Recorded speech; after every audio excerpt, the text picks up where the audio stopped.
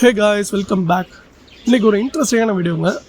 இந்த சிக்கு வந்து அந்த ஷெல்லை விட்டு வெளியே வர முடியாமல் ரொம்ப கஷ்டப்பட்டுருக்கு.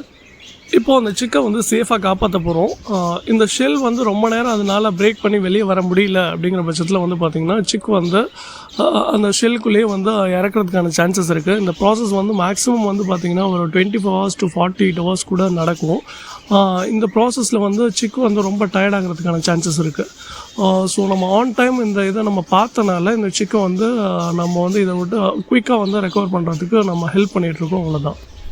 இதோட ப்ராசஸ் வந்து பார்த்திங்கன்னா நேச்சுரலாக இதோட மதர் போர்டே வந்து அந்த ஷெல்லை பிரேக் பண்ணுறதுக்கு மேக்ஸிமம் ஹெல்ப் பண்ணும்.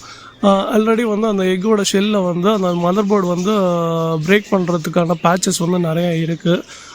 ஸோ நம்ம பார்த்தனால ஆன் டைம் வந்து அந்த இதை வந்து ஒரு வீடியோவாக ப்ரெசென்ட் பண்ணலாம் அப்படிங்கிறதுக்காக நம்ம வந்து சிக் வெளியே வரதுக்கு ஹெல்ப் பண்ணிகிட்ருக்கோம். இது ஒரு வீடியோ ப்ரெசன்டேஷனுக்காக மட்டும்தான் நம்ம ஹேண்டில் பண்ணுறோம். பை நேச்சுரல் வந்து சிக்கு வந்து அதோட மதரை வந்து கேர் பண்ணி வெளியே கொண்டு வந்துடும். சம்டைம்ஸ் அதாவது 90% இது வந்து சிக்ஸ் வந்து ஹேட்ச் ஆகிடும். இன்கேஸ் அந்த 10% வந்து பார்த்திங்கன்னா ரொம்ப ரிஸ்கியஸ்டான டைமில் வந்து நம்ம வந்து இதை பார்த்தோம் அப்படிங்கிற பட்சத்தில் நம்ம ஹெல்ப் பண்ணலாம். ஆல்ரெடி வந்து இந்த மாதிரி வந்து எக்கை வந்து பிரேக் பண்ணி நம்ம வந்து சிக்கை வந்து கேர் பண்ணி காப்பாற்றிருக்கோம். இது இல்லாமல் வந்து எக் ஷெல்லுக்குள்ளேயே வந்து சிக்ஸ் வந்து இறந்ததுக்கான வீடியோ எவிடன்ஸும் நம்ம வந்து காமிச்சிருக்கோம். ஸோ வந்து ஆன் டைம் நம்ம பார்த்துருந்தா அந்த சிக்கை காப்பாற்றிருக்கலாம் அப்படிங்கிற மாதிரி வீடியோவும் நம்ம போட்டிருக்கோம். ஸோ இது வந்து எல்லோரும் ஈஸியாக ஹேண்டில் பண்ணக்கூடாது. இதை பற்றின நாலேஜ் இருந்தால் மட்டும்தான் வந்து இதை வந்து கேர் பண்ணி அதை ப்ரொடக்டிவாக பண்ணணும்.